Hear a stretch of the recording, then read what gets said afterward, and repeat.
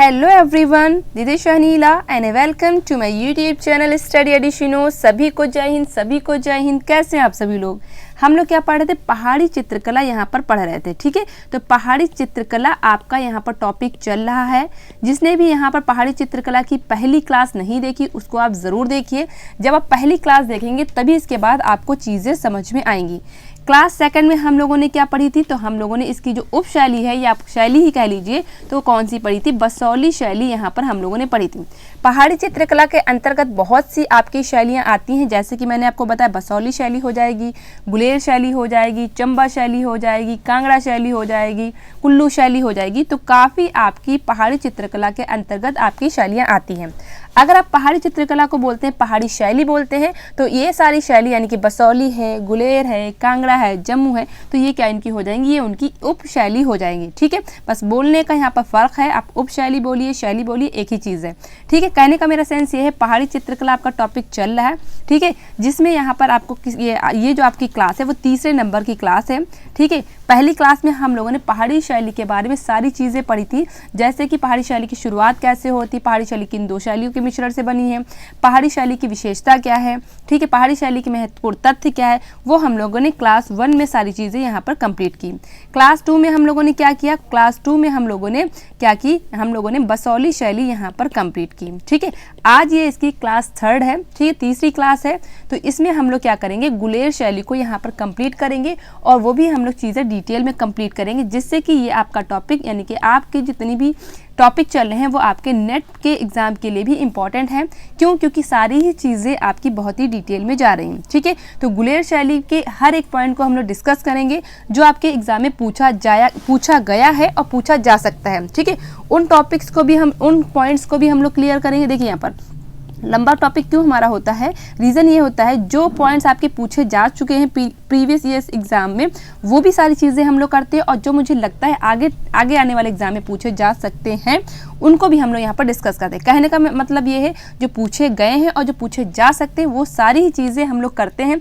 इसीलिए मेरा हर टॉपिक बहुत ही लंबा टॉपिक चला जाता है। क्यों? क्योंकि चीज़ें हम लोग क्या करते हैं? डिटेल में करते हैं, जो आपके हर एग्जाम के लिए इंपॉर्टेंट है कला के। ठीक है, चाहे आप यूपी टीजीटी कर रहे हो, चाहे आप यहाँ पर पीजीटी का एग्जाम दे रहे हो, चाहे आप केवीएस का हो, चाहे DSSB का हो, चाहे एनवीएस का हो, चाहे यूजीसी नेट जेआरएफ का एग्जाम भी अगर आप देने जा रहे हैं, तो उसके लिए भी सारी ही क्लासेस मेरी बहुत ही बेनिफिशियल यहाँ पर हैं, बहुत ही यूजफुल हैं। उनके लिए भी आप यहाँ पर अपनी प्रिपरेशन कर सकते हैं आराम से। ठीक है, बिना किसी टेंशन के आराम से यहाँ पर कर सकते हैं। आपको कोई भी यहाँ पर पॉइंट छूटा हुआ नहीं मिलेगा।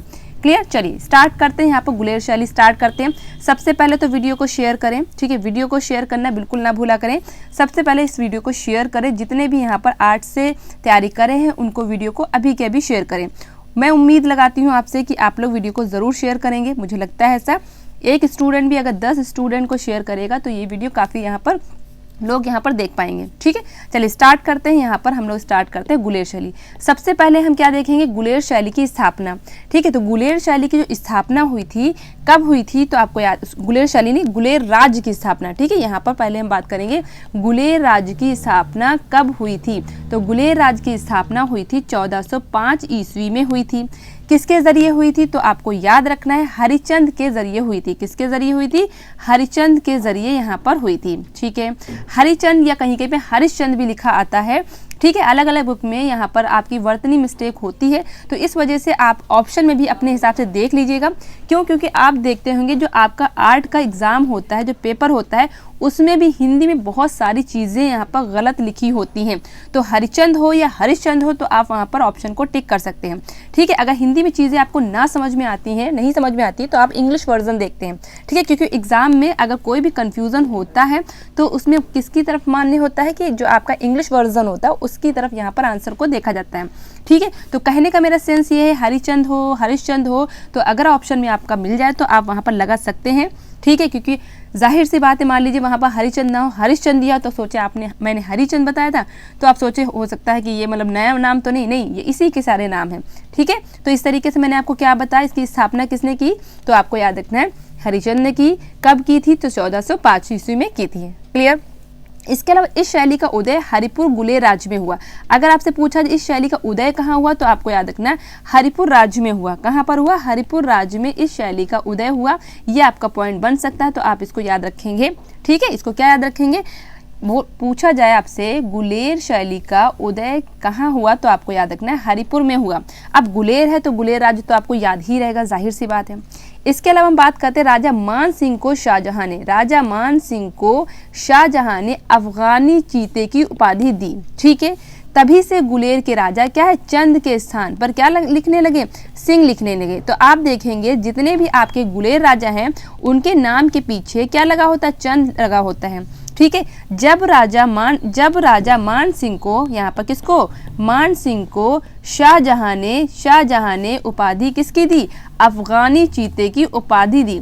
ठीक है, समझ रहे हैं चीज़ों को, अफगानी चीते की उपाधि दी, यानी कि इनको किससे जो है यहाँ पर कंपेयर किया गया, चीते से कंपेयर किया गया। ठीक है, तो उसके बाद यहाँ के राजा अपने नाम के आगे क्या, चंद के स्थान पर क्या लगाने लगे, यहाँ पर सिंह का यूज करने लगे। ठीक है, सिंह का यूज करने लगे। तो इस तरीके से क्वेश्चन बनेगा कि आपका शाहजहां ने मान सिंह को किसकी उपाधि दी, तो आपको याद रखना अफगानी चीते की उपाधि दी। इस तरीके से आप यहाँ करेंगे। अगर आपसे पूछा जाए कब जो है गुलेर जो राजा थे चंद के स्थान पर सिंह लगाने लगे, तो आपको याद रखना जब शाहजहां ने अफगानी चीते की उपाधि राजा मान सिंह को दी, तभी से क्या होता है, चंद के स्थान पर गुलेर के राजा सिंह का यूज करने लगे। क्लियर? इतनी चीज़ें आपको यहाँ से यहाँ पर समझ के याद करनी है। देखिए चीज़ें मैं समझ के क्यों बता रही हूँ, क्योंकि आप अगर नेट का एग्जाम देंगे तो वहाँ पर चीज़ें क्या होता है, आपको बहुत अच्छे से घुमाकर चीज़ें पूछी जाती हैं। तो इस वजह से आपको चीज़ों को समझ के करना है। मैं हर क्लास में यही कहती हूँ, चीज़ों का आपको समझ के करना है, बिल्कुल वर्ड टू वर्ड नहीं लर्न करना है। ठीक है, वर्ड टू वर्ड लर्न करने में आपका बहुत ज़्यादा नुकसान होने वाला है। चलिए आगे हम देखते हैं गुलेर का प्रमुख आश्रयदाता कौन था। तो गुलेर का प्रमुख आश्रयदाता कौन था, गोवर्धन चंद जो है गुलेर का प्रमुख आश्रयदाता था। ठीक है, क्या याद रखेंगे? अगर आपसे पूछा जाए गुलेर का यानी कि गुलेर शैली का प्रमुख आश्रयदाता कौन था, तो गोवर्धन चंद यहाँ पर गुलेर का आश्रयदाता हो जाएगा। ठीक है, और इसी के काल में इसका चरमोत्कर्ष पीरियड कहा जाता है। पूछा जाए जो गुलेर शैली है को किसके टाइम में इसका चरमोत्कर्ष काल रहता है, तो आपको याद रखना गुलेर राजा, कौन से राजा, गोवर्धन चंद के समय में, गोवर्धन चंद के समय में इसका क्या होता है, चरमोत्कर्ष पीरियड रहता है। चरमोत्कर्ष पीरियड रहता है, याद रखेंगे आप लोग ये चीज़। ठीक है, तो चरमोत्कर्ष पीरियड अगर आपसे पूछा जाए तो आपको ज़रूर याद रखना है, हर शैली के आपका चरमोत्कर्ष पीरियड पूछा जाता है और वो सारे ही चरमोत्कर्ष पीरियड आपको यहाँ पर याद रखने हैं। ठीक है, सारे ही चरमोत्कर्ष पीरियड याद रखे हैं। जैसे कि मैंने आपको बसौली शैली का चरमोत्कर्ष पीरियड किसके टाइम में बताया था, ठीक, किसके टाइम में बताया था, जल्दी से कमेंट करके बताइए। बसौली शैली का चरमोत्कर्ष पीरियड किस राजा के समय का होगा, तो मैंने आपको क्या बताया था, राजा कृपाल पाल। क्या बताया था, राजा कृपाल पाल यहाँ पर हो जाएगा। ठीक है, उसी तरीके से आपको गुलेर शैली का याद रखना है, किसके टाइम का हो जाएगा, गोवर्धन चंद यहाँ पर राइट आंसर हो जाएगा। ठीक है, उसी तरीके से चंबा शैली का मैंने बताया था उम्मेद सिंह के काल का हो जाएगा। तो सारे ही मैंने आपको चरमोत्कर्ष काल बता रखे हैं। क्लास 1 जो आपकी हुई थी उसमें मैंने सारी चीज़ें यहाँ पर बताई थी। ठीक है, तो ये चीज़ आपको समझ में आ गई, इतनी चीज़। आगे चलते हैं। गुलेर का सर्वश्रेष्ठ समय रहा था आपका 1740 से लेकर के 1770 के बीच का जो समय था वो गुलेर शैली का सबसे सर्वश्रेष्ठ समय माना जाता है। ठीक है, याद रखेंगे गुलेर कला का सर्वश्रेष्ठ समय आपका 1740 से लेकर के 1770 के बीच रहा और गुलेर कला को काल खंडालावाला ने पूर्व कांगड़ा शैली नाम दिया। ठीक है, किससे नाम दिया, ठीक है, तो याद रखिएगा 1740 आपको याद रखना, 1740 से लेकर के 1770 के बीच का जो टाइम है वो आपका गुलेर शैली का सबसे बेस्ट टाइम यहाँ पर रहता है। गुलेर शैली का सबसे बेस्ट टाइम यहाँ पर रहता है। गुलेर कला को काल खंडालावाला ने पूर्व कांगड़ा शैली नाम यहाँ पर दिया। ठीक है, ये चीज़ आपको यहाँ पर समझ में आई गुलेर शैली के बारे में। ठीक है, फिर हम देखेंगे गुलेर शैली के प्रमुख चित्रकार। अब देखिए गुलेर शैली में आपको ज़्यादा चित्रकारों को नहीं लर्न करना है, सिर्फ आप किसको लर्न करेंगे, नैनसुख को लर्न करेंगे, नैनसुख को लर्न करेंगे, दूसरा आप किसको लर्न करेंगे, मानकू को, और तीसरा किसको लर्न करेंगे, आप लर्न करेंगे किसको, निक्का को यहाँ पर लर्न करेंगे। तीसरा लिखना था, लिख दिया मैंने चौथा। अब देखिए, अब आपको मैं यहाँ पर बताती हूँ जो सेऊ, ठीक है, सेऊ, एक मिनट, सेऊ सेऊ के पुत्र कौन थे, आपको यहाँ पर याद रखना, सेऊ के पुत्र कौन थे, मानकू, ठीक है, मानकू और निक्का आपके, मानकू, एक मिनट, मानकू और नैनसुक आपके किसके पुत्र थे, याद रखिएगा। अगर आपसे पूछा जाए नैनसुक और मानकू किसके पुत्र थे, तो आपको किसको याद रखना है, पंडित सेऊ के पुत्र थे। किसके पुत्र थे, पंडित सेऊ के पुत्र थे। पूछा भी जा सकता है क्वेश्चन, पंडित सेऊ के इसमें से कौन से पुत्र हैं, तो मानकू और नैनसुक नामक जो है यहाँ पर जो चित्रकार है वो किसके पुत्र हैं, आपके पंडित सेऊ के पुत्र हैं। ठीक है, तो ये चीज़ आपको यहाँ पर याद रखनी है। दोनों ही चीज़ें आपको याद रखनी है, मानकू और आपके कौन से नैनसुक, ये आपके कौन हो जाएंगे, ये दोनों भाई भाई यहाँ पर हो जाएंगे। ठीक है, और नैनसुक का पुत्र कौन, छोटा पुत्र कौन था, बेटा कौन था, ये आपका हो जाएगा कौन, यहाँ पर बेटा कौन हो जाएगा, यहाँ पर याद रखिएगा, निक्का को यहाँ पर याद रखेंगे, जो आपका ये तीसरे में यहाँ पर दे रखा है। ठीक है, इतनी चीज़ पहले आप समझिए, फिर हम लोग आगे चलते हैं। ठीक है, पहले इतनी चीज़ समझिए, फिर हम लोग यहाँ पर आगे चलते हैं, जिससे कि आपको समझ में आता है। ठीक है, नैनसुक के कितने पुत्र थे, तो नैनसुक के जो पुत्र थे वो 3 आपके पुत्र थे। कौन कौन से हो जाएंगे, एक तो आपके हो जाएंगे रांझा, ठीक है, कौन कौन से हो जाएंगे, रांझा। दूसरा आपका कौन सा हो जाएगा, आपको याद रखना है किस, वो सॉरी 3 नहीं 4 पुत्र थे। दूसरा आपका कौन सा हो जाएगा, काम, ठीक है।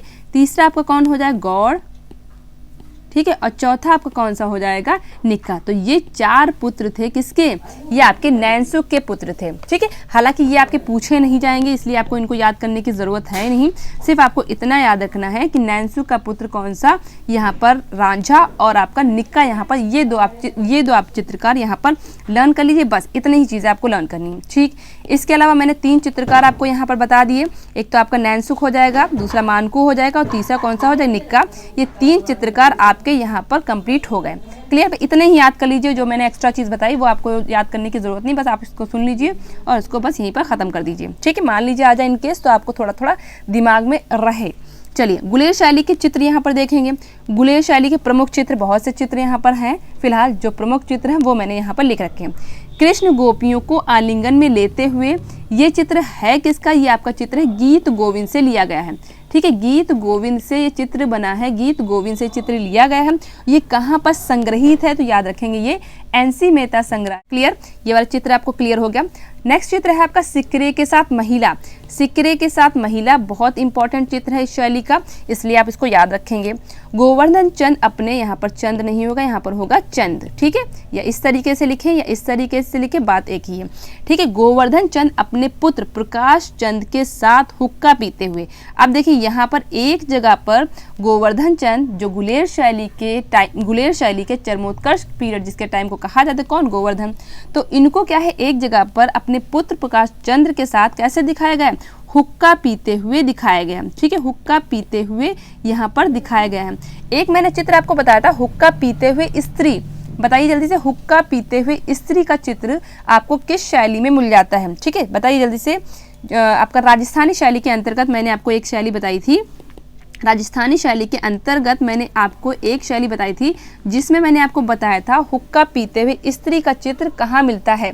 जल्दी से मुझे कमेंट बॉक्स में बताइए। ठीक है, जल्दी से मुझे कमेंट बॉक्स में बताइए कि हुक्का पीते हुए स्त्री का चित्र आपको राजस्थानी शैली के अंतर्गत किस उपशैली में मिलता है। ये क्वेश्चन का आंसर आपको कमेंट बॉक्स में देना है। जल्दी से दीजिए, जल्दी से इसका आंसर फटाफट दीजिए, जल्दी से यहाँ पर आंसर दीजिए। मैं सभी के आंसर का वेट करती हूँ, सभी के आंसर को मैं देखती हूँ कि कौन कौन यहाँ पर आंसर देते हैं। ठीक है, तो किसको याद रखेंगे, यहाँ पर जोधपुर शैली को याद रखेंगे। जब जोधपुर शैली मैंने आपको बताई थी, तब मैंने आपको बताया था हुक्का पीते हुए स्त्री का जो चित्र है वो आपका कहाँ मिल जाता है, वो आपका मिल जाता है कहाँ पर, वो आपका मिलता है जोधपुर शैली में मिलता है। क्लियर, चलिए बहुत बढ़िया, जिसने आंसर सही दिया तो उन सभी को बहुत बहुत मुबारकबाद कि वो चीज़ें बहुत अच्छे से कर रहे हैं। चलिए नेक्स्ट क्वेश्चन हमारा, घोड़ों एवं घुड़सवारी के चित्र भी आपको यहीं पर मिल जाते हैं। आपके वैसे भी गुलेर शैली में जो है आपको घोड़ों घुड़सवारों, अगर पूछा जाए कहाँ पर घोड़ों घुड़सवारों के चित्र आपको मिलते हैं, तो आपको याद रखना है गुलेर शैली में मिलते हैं। ठीक है, ये आपको सिर्फ इतना याद रखना है।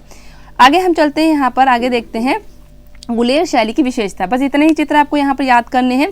कृष्ण गोपियों को आलिंगन में लेते हुए, ठीक है, सिकरे के साथ महिला, गोवर्धन चंद अपने पुत्र प्रकाश के साथ हुक्का पीते हुए, और नेक्स्ट कौन सा हो जाए, घोड़ों और घुड़सवारों के चित्र आपको यहाँ पर मिल जाते हैं। ठीक है, अभी हम लोग घोड़ों घुड़सवारों से एक पॉइंट और देखेंगे आगे की स्लाइड में। चलिए, दरबार एवं अंतापुर के दृश्य चित्रों में दिखाए गए। यहाँ पर दरबार और अंतापुर के दृश्य जो है कहाँ, चित्रों में यहाँ पर दिखाए गए। कहने का मतलब दरबारों के चित्र और अंतापुर के चित्र आपको यहाँ पर मिल जाते हैं। यहाँ पर अब देखिए गुलेर नाम क्यों पड़ा, गुलेर शैली का गुलेर नाम क्यों पड़ा, तो यहाँ पर गोल पहाड़ियों का अंकन है, कदली वृक्ष का अंकन है, हरे भरे वृक्ष का अंकन है, शायद इसी वजह से इस शैली का नाम गुलेर शैली पड़ा होगा। ठीक है, तो अगर आपसे पूछा जाए कहाँ पर गोल पहाड़ियों का अंकन हुआ है, कहाँ पर कदली वृक्षों का अंकन हुआ, हालांकि कदली वृक्ष आपके कई शैली में मिल जाएंगे, इतना आपको याद रखना, गुलेर शैली में आपको गोल पहाड़ियों का अंकन, ठीक है, गोल पहाड़ियों का अंकन और कदली वृक्षों का अंकन आपको गुलेर शैली में अच्छे से मिल जाता है। गुलेर शैली में राजाओं को हुक्का पीते हुए दिखाया गया है। यहाँ पर जो चित्र हैं गुलेर शैली में राजाओं को कैसे दिखाया गया, हुक्का पीते हुए दिखाया गया है। तो अगर आपसे पूछा जाए किस शैली में राजाओं को हुक्का पीते हुए दिखाया गया है, तो आपको याद क्या रखना है, गुलेर शैली यहाँ पर राइट हो जाएगा। ठीक है, आजकल भी देखिए हुक्का बड़े जो है ज़बरदस्त यानी कि फैशन में चल रहा है, तो जब हम यूट्यूब पे देखते हैं तो बहुत अच्छे अच्छे हुक्का यहाँ पर आए हुए, हुक्के आए हुए। अब पता नहीं वो फ्लेवर वाले हैं कि वो वाले पीते हैं, पता नहीं, फिलहाल मुझे नहीं पता, लेकिन जो है मैंने यहाँ पर आजकल यूट्यूब में देखा कि सब लोग मतलब हुक्का लिए बैठे, मतलब जो है शॉर्ट वीडियोस बना रहे हैं। ठीक है, तो हुक्का पीते हुए कहाँ पर दिखाया गया है, तो आपको याद रखना है गुलेर शैली में दिखाया गया है। कहाँ पर, राजाओं की अगर यहाँ पर बात होगी तो।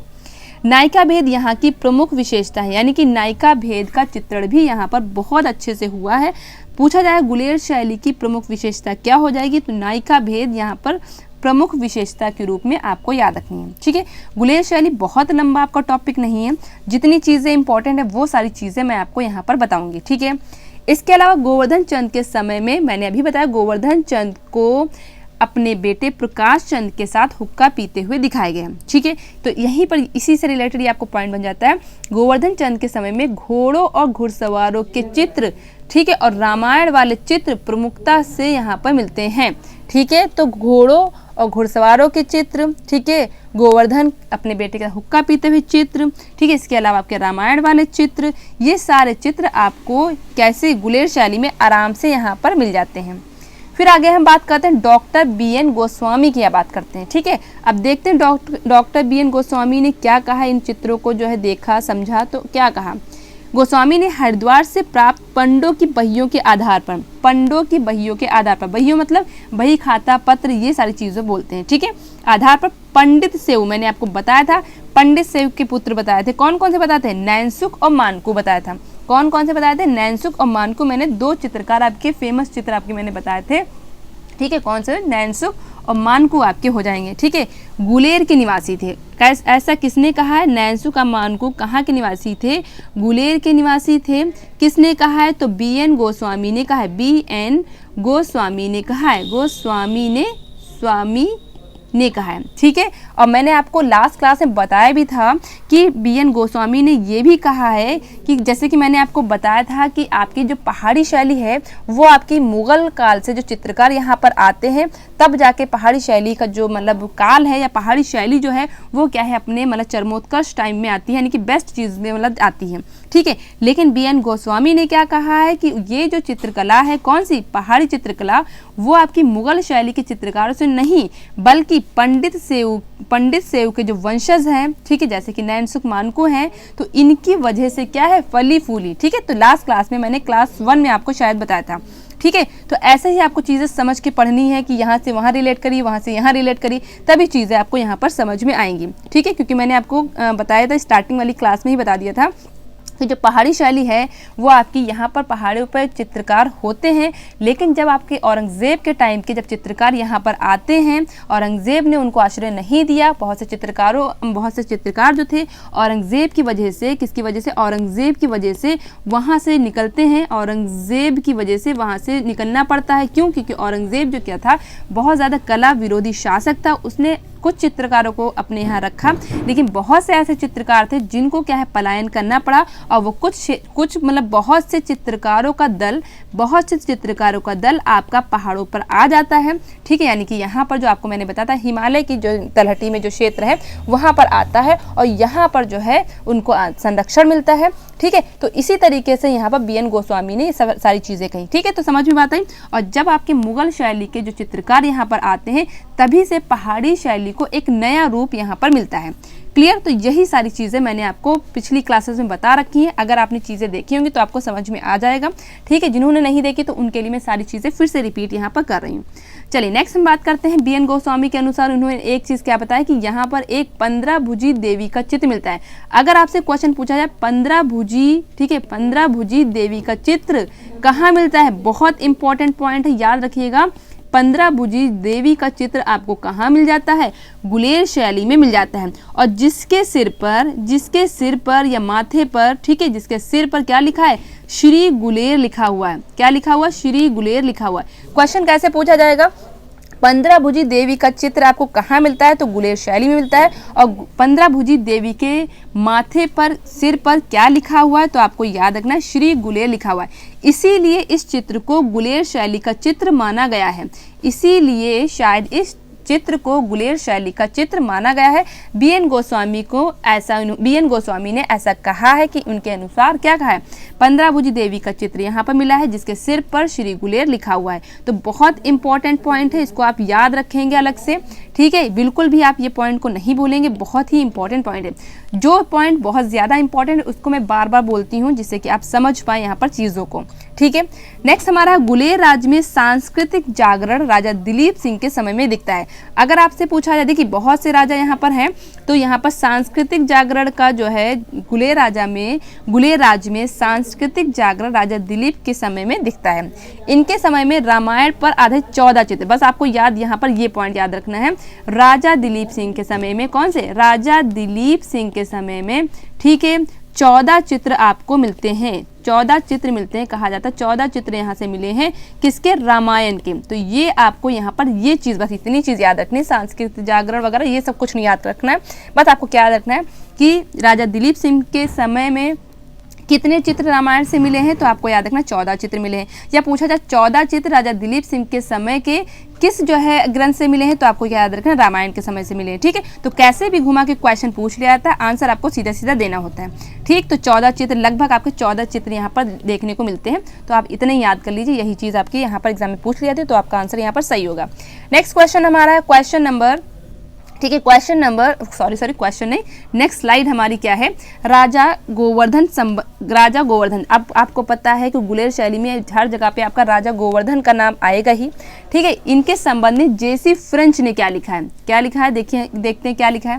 ठीक है, क्योंकि मैंने अभी बताया कि राजा गोवर्धन समय का जो काल है वो चरमोत्कर्ष काल कहलाता है, गुलेर शैली का कहलाता है। इस वजह से राजा गोवर्धन से क्वेश्चन जरूर आएगा, इसलिए आप यहाँ पर बिल्कुल याद रखेंगे।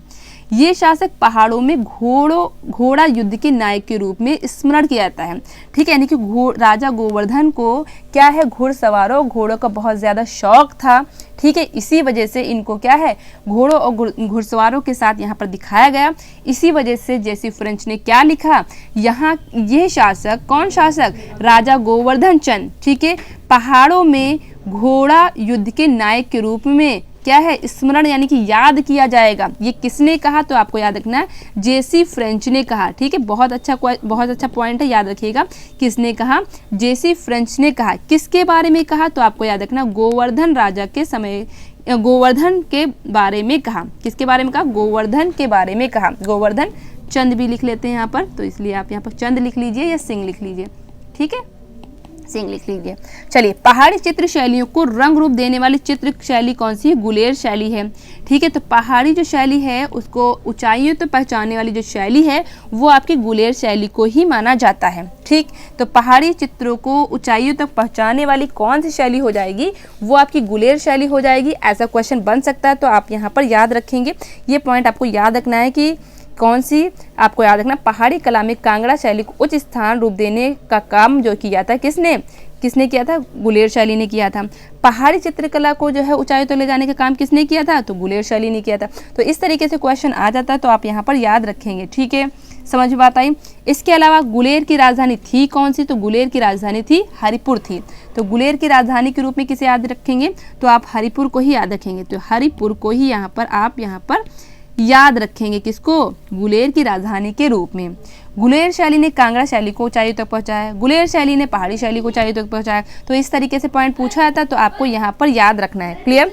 इतनी चीज़ें आपको यहाँ पर गुलेर शैली में आपको अच्छे से याद रखनी है। ठीक है, इतनी चीज़ें आपको यहाँ पर याद रखनी है। ठीक है, कुछ क्वेश्चन मैं आपसे पूछती हूँ, जल्दी जल्दी उसका आंसर दीजिएगा। सबसे पहला क्वेश्चन आपका ये है, नैनसुख के पिता का नाम क्या था? क्या बताएंगे? आंसर दीजिएगा। नैनसुख के पिता का नाम क्या था? ठीक है, क्वेश्चन आपसे पूछे जाएंगे। हर टॉपिक के लास्ट में 1-2 क्वेश्चन मैं पूछूंगी, जिससे मुझे पता चले कि आपको कितने क्वेश्चन यहाँ पर समझ में चीज़ें आई हैं। तो नैनसुख के पिता का नाम आपको बताना है, क्या हो जाएगा? ठीक है, और इसके अलावा क्या बताना है? रामायण के कितने चित्र यहाँ से प्राप्त हैं? दूसरा क्वेश्चन आपका हो जाएगा, रामायण के कितने चित्र यहाँ पर आपके प्राप्त हैं? रामायण के चित्र, ठीक है, कितने यहाँ पर गुलेर शैली से यहाँ पर आपको प्राप्त हैं, ये आपको बताना है। ठीक है, यहाँ पर आपको एक और क्वेश्चन बताना है। क्या बताना है? कला देवी का चित्र मिला है कहाँ से? कला देवी का चित्र आपको कहाँ से मिला? तो गुलेर शैली टॉपिक ही चला तो बता ही देंगे। चलिए, तो कला देवी का चित्र आपको कैसा मिला, कहाँ मिला? गुलेर शैली में, जिसको क्या है 15 भुजाओं के साथ दिखाया गया है, जिसके माथे पर श्री गुलेर लिखा हुआ है। तो गुलेर शैली चल ही रहा है, तो आप तो ये बता ही देंगे। तो ये क्वेश्चन छोड़ दीजिए। एक और क्वेश्चन मैं बता दूं, कला देवी का जो चित्र है, जो 15 भुजाओं वाला चित्र है, उसमें कितने चित्रकारों ने काम किया है? तो उसमें 15 चित्रकारों ने काम किया है। ठीक है, ये याद रखिएगा। इसके अलावा 15 भुजी है और 15 चित्रकारों ने काम किया है। ये क्वेश्चन भी आप यहाँ पर याद रखेंगे। ठीक है, और मैं क्या पूछ लूँ? हाँ, एक और मैं क्या पूछ लूँ, मैं समझ ही नहीं आ रहा क्या पूछूँ। हाँ, यहाँ पर आप बताएंगे कि क्या बताएंगे? हाँ, चलिए यही बता दीजिए, गुलेर राज्य की स्थापना कब हुई? यही बता दीजिएगा, गुलेर राज्य की, नेक्स्ट पॉइंट है ये, गुलेर राज्य की स्थापना कब हुई? तो इतने क्वेश्चन का आंसर आपको देना है। ठीक है, इतने क्वेश्चन का आंसर आपको देना है कमेंट बॉक्स में। उम्मीद मैं सभी से लगाती हूँ कि सभी लोगों का आंसर आएगा। ठीक है, लिखने में मुश्किल से आपको 2 मिनट लगेंगे, अगर आप लिखना चाहें तो। ठीक है, तो मुश्किल से आपको 2 मिनट लगेंगे, इस वजह से आप सारे क्वेश्चन का आंसर ज़रूर देंगे। मैं देखूंगी कौन से स्टूडेंट ऐसे हैं जो वाकई में यहाँ पर सीरियस हैं और जो वाकई में मेरी बातों को सीरियस लेते हैं। ठीक है, तो आज हम लोगों ने गुलेर शैली के बारे में इतनी चीज़ें डिस्कस की। अगर चीज़ें आपको समझ में आती हैं तो वीडियो को लाइक करना तो बिल्कुल ही ना भूलें। ठीक है, वीडियो को शेयर भी ज़रूर करें, क्योंकि वीडियो को जब शेयर करेंगे तभी यहाँ पर आगे और स्टूडेंट यहाँ पर हम लोगों से कनेक्ट हो सकेंगे। अगर चैनल को आपने अभी तक सब्सक्राइब नहीं किया तो चैनल को ज़रूर सब्सक्राइब कर लें। यहाँ पर आपकी आर्ट से रिलेटेड बहुत सी क्लासेस यहाँ पर दे रखी मैंने, और आगे भी आपको मिलती रहेंगी। इसके अलावा super TET, KVS, NVS, DSSB, इन सभी से रिलेटेड आपको यहाँ पर क्लासेस स्टार्ट की जाएंगी। तो आप लोग जल्दी से वीडियो को क्या कर लीजिए, सब्सक्राइब कर लीजिए। तो आज हम लोग इतना ही रखते हैं, अब हम लोग मिलेंगे नेक्स्ट क्लास में। ठीक है, नेक्स्ट टॉपिक के साथ। तब तक की सभी को जय हिंद, जय भारत। पढ़ते रहिए, खुश रहिए और खुशियाँ बांटते रहिए। जय हिंद, जय Bharat. Thank you so much for watching my video. Thank you so much.